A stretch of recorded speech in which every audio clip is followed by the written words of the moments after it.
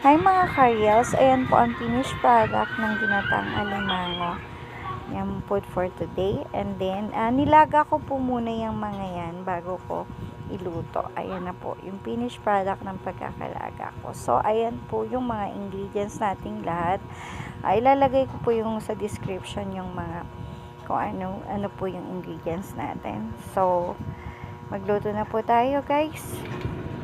Ayan, lagay na po natin yung ating milk, coconut milk, and then onions, at saka yung pumpkins po natin. Sabay-sabay lang po yan, yung mga gulay.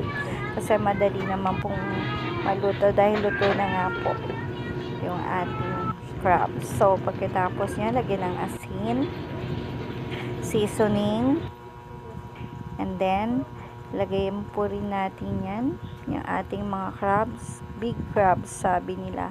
Ang tawag sa alimango. Thank you.